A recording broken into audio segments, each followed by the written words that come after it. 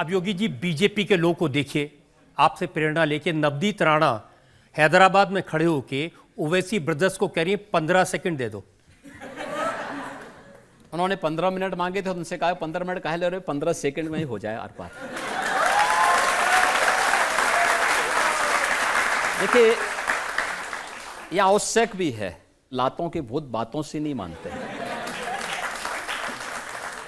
तो स्वाभाविक रूप से वे जिस भाषा को समझेंगे उसी भाषा में वो डोज देना आवश्यक है, और जो कहा गया है मुझे लगता है कि वह उचित है।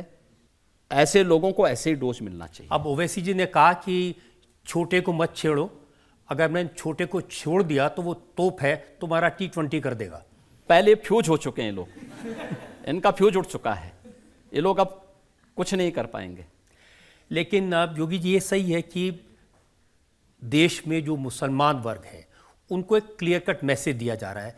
मौलाना सज्जाद नोमानी बड़े स्कॉलर हैं, बड़ी रिस्पेक्ट है, उन्होंने मीटिंग की और कहा कि चुपचाप एक मुश्त वोट देना है मोदी को हराने के लिए। देखिए, ये मैसेज दुर्भाग्यपूर्ण है।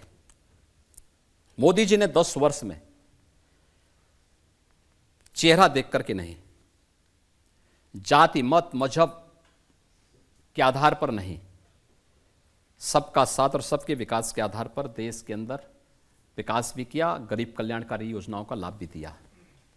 लेकिन ये जो ध्रुवीकरण करने का प्रयास हो रहा है कुछ कठमुल्लों का, मौलवियों के द्वारा, मुझे लगता है ये चाहते हैं कि वह जीवन भर लुंगी पहन करके ही दौड़ता रहे। उसको ये लोग नहीं चाहते कि वह कोई एपीजे अब्दुल कलाम बने, कोई वैज्ञानिक बने, भारत के अंदर वह नेतृत्व करने की स्थिति में आ सके।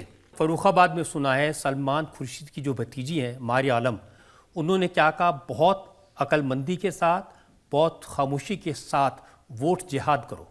जिहाद करके अगर वोट को भी जिहाद के साथ जोड़ना चाहते हैं तो उस वोट से जन्नत नहीं मिलेगा, जहन्नुम जरूर मिल जाएगा। और एक बात और मैं बता देना चाहता हूं, देखिए, भारतीय जनता पार्टी का बहुत स्पष्ट वो है कि भारत का संविधान शरीयत से नहीं, कोई व्यक्तिगत कानून से नहीं, हम बाबा साहब भीमराव अंबेडकर के द्वारा बनाए गए संविधान से चलाएंगे। अब ये डराने की बात नहीं है जब ये रिपोर्ट पीएमओ से आती है कि 65 साल का आकलन किया, हिंदू 7% कम हो गए, मुसलमान 44% बढ़ गए। भारत के अंदर तो हिंदू 8% घटाई, मुस्लिमों की आबादी उससे ज्यादा कई गुना बढ़ी है। लेकिन पाकिस्तान और बांग्लादेश में ठीक इसके उल्टा हुआ है, यानी यहां पे अल्पसंख्यक मुसलमान तेजी के साथ बढ़ा है, उसकी आबादी 3 से 4 गुना बढ़ी। हिंदुओं की आबादी घटी, लेकिन पाकिस्तान और बांग्लादेश की स्थिति क्या है? वहां पर हिंदुओं की आबादी तेजी के साथ घटी है। 22% हिंदू था बांग्लादेश में, आज 7% रह गया। पाकिस्तान में नाम मात्र का रह गया। और ये जो शरीयत की वकालत करते हैं,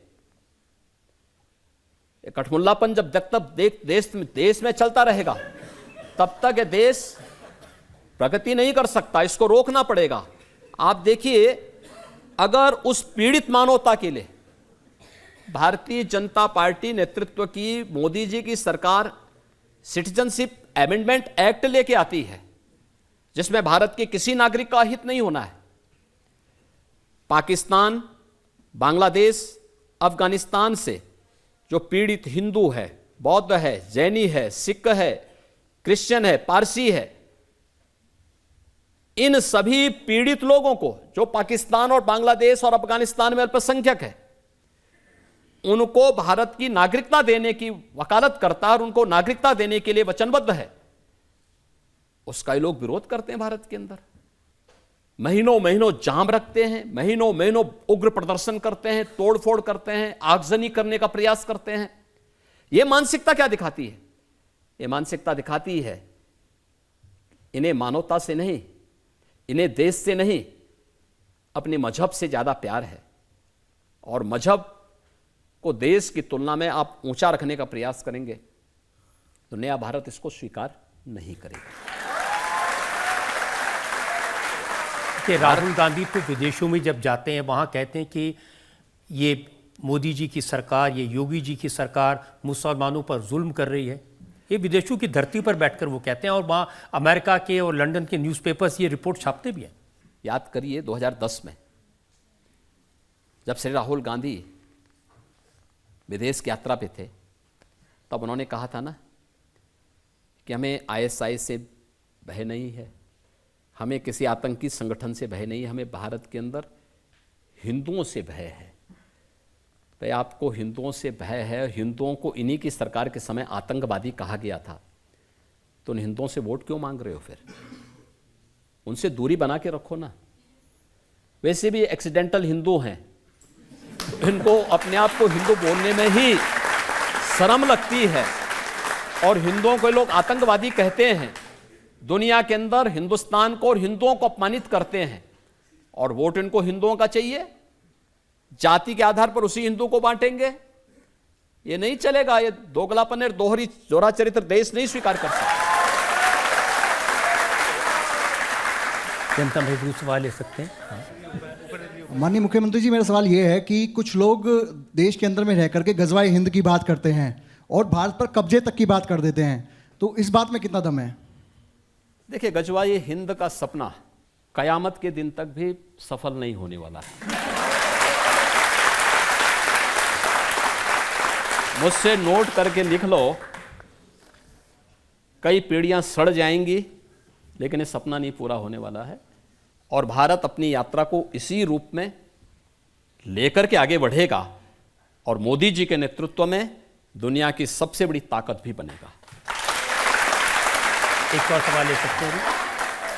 मुझे ये पूछना है, क्या इस चुनाव के बाद मोदी सरकार पूरे देश में यूनिफॉर्म सिविल कोड लागू करेगी? ये तो लागू होना ही चाहिए और ये हमने अपने संकल्प पत्र में भी, भारतीय जनता पार्टी घोषणा पत्र नहीं जारी करती, संकल्प पत्र देती। संकल्प का मतलब विकल्प नहीं, उसको हर हाल में होना है कि भारतीय जनता पार्टी की सरकार बनेगी, हम देश के अंदर एक समान कानून लागू करेंगे और मुझे लगता है कि पूरे देश को एक समान नागरिक कानून के लिए भारतीय जनता पार्टी के पक्ष में खड़ा होना चाहिए।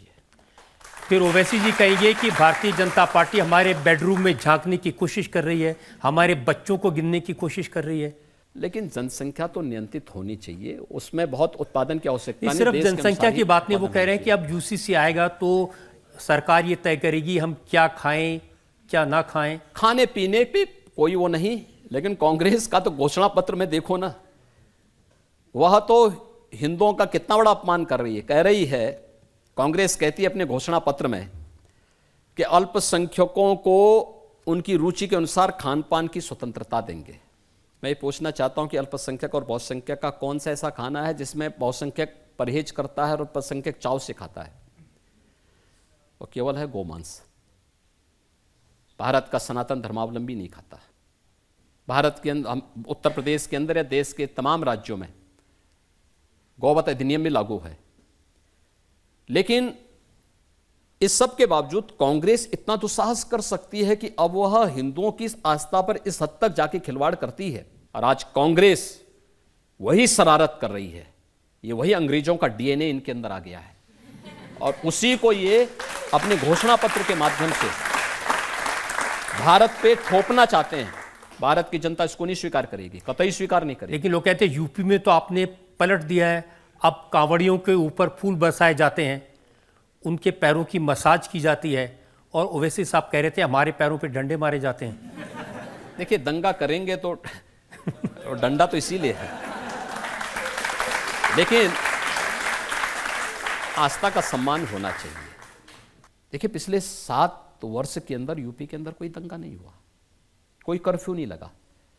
तो कर्फ्यू नहीं लगेगा तो कावड़ यात्रा तो निकलेगी फिर, और उस आस्था को सम्मान तो हमें देना ही देना है। कावड़ यात्रा भी निकलेगी, पुष्प वर्षा भी होगी, क्योंकि पुष्प वर्षा करके हम 2 कार्य कर लेते हैं। एक, हेलीकॉप्टर से निगरानी भी कर लेते हैं रूट की। दूसरा, पुष्प वर्षा करके पता नहीं किस वेश में भोले शंकर खड़े हों, तो हमारे द्वारा अर्पित किए जाने वाले पुष्प अगर उनके श्री चरणों में पड़ते हैं तो हमारा जन्म और जीवन दोनों धन्य हो जाता है। हाँ, ये जरूर है कि मैंने मुहर्रम के जुलूस के उत्पात को भी देखा है। तलवार से 10 लोग इकट्ठे होंगे, इधर तलवार भांचेंगे, उधर तलवार भांचेंगे, इसलिए हमने अस्त्र के प्रदर्शन पर रोक लगाई कि ये सब नहीं चलेगा जी। और जो किसी भी यात्रा को निकालेगा उसको लिखित रूप से एक एफिडेविट देना होगा कि यात्रा को सकुशल संपन्न कराने की जिम्मेदारी हमारी होगी, और नहीं निकालोगे, कहीं तोड़फोड़ करोगे तो 7 पीढ़ियां याद करेंगी, वसूली करूंगा ब्याज से। देख रहे होंगे ना, 7 वर्ष में कोई दंगा हुआ, कोई कर्फ्यू लगा, ये करके हमें दिखाना होगा, और ये बिना भेदभाव के करना होगा। जो शांतिपूर्ण तरीके से होंगे उनको संरक्षण देंगे, लेकिन नमाज नहीं पढ़ने देंगे सड़क पे। देखिए, मैंने पहले भी कहा था, अगर सड़क पे नमाज पढ़ोगे तो हनुमान चालीसा को भी मैं रोक नहीं पाऊंगा।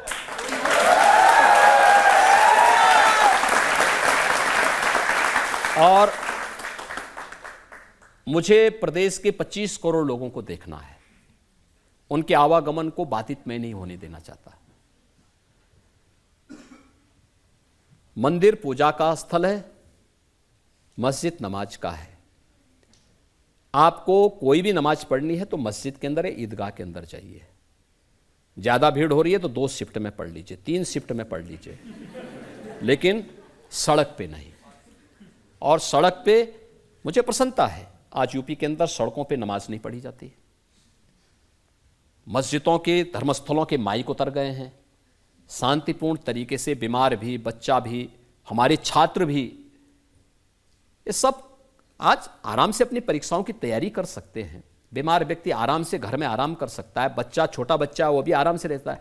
नहीं तो इतनी चिल्लाहट होती थी, बीमार परेशान, बच्चे परेशान, परीक्षा की तैयारी करने वाला जब तक थोड़ा भी उसका ध्यान लगता था तब तक कहीं से आवाज आती थी, वो बेचारा ध्यान ही उसका भूल जाता था। आज देखिए यूपी के अंदर आप देख रहे होंगे कितना पीसफुल है, कहीं कोई दिक्कत नहीं, बहुत शांतिपूर्ण तरीके से सारे कार्यक्रम चल रहे हैं। और ये सब पे बराबर लागू हुआ है, बड़े बड़े आयोजन हो रहे हैं। प्रयागराज कुंभ में 24 करोड़ श्रद्धालु आए थे, अभी राम जन्मभूमि के उसमें आपने देखा होगा, अभी भी चल रहा है। यानी प्रतिदिन चुनाव घोषित होने के पहले तक 3 लाख एवरेज था पर डे का, 3 से 5 लाख। इस समय भी 1 से 1.5 लाख श्रद्धालु प्रतिदिन अयोध्या आ रहे हैं, एकदम शांतिपूर्ण तरीके से सारे लोग श्रद्धापूर्वक दर्शन कर रहे हैं, भूत होके जा रहे हैं एक नई अयोध्या देख करके। सब लोग इतने भावुक हैं अयोध्या के बारे में जो सुना था, और आज जब अयोध्या को देखते हैं विस्मित हैं। अयोध्या में 4 लेन, अयोध्या में 6 लेन, अयोध्या में इंटरनेशनल एयरपोर्ट, और एयरपोर्ट भी महर्षि वाल्मीकि के नाम पर। ये भोजनालय माता सबरी के नाम पर, विश्रामालय अगर आपको देखना है तो निषाद राज के नाम पर। ये नई अयोध्या की नई पहचान है। भगवान राम के सभी सहयोगी आज अयोध्या के साथ जोड़ करके अयोध्या की इस यात्रा को और मजबूत बना रहे हैं। और अयोध्या में राम जन्मभूमि के लिए स्वयं प्रधानमंत्री शिलान्यास के लिए भी जा रहे हैं, और प्राण प्रतिष्ठा के कार्यक्रम में पूरा 11 दिनों के अनुष्ठान के बाद भगवान राम से जुड़े महत्वपूर्ण स्थलों पर स्वयं गए, और फिर अयोध्या में आके प्राण प्रतिष्ठा अपने करकमलों से संपन्न करके उन्होंने कहा, साहब राम तो राष्ट्र के प्रतीक है, राम और राष्ट्र को हम अलग करके नहीं देख सकते। जहां पे ये भाव होगा उस देश को आगे बढ़ने से कोई ताकत दुनिया की रोक नहीं सकती है।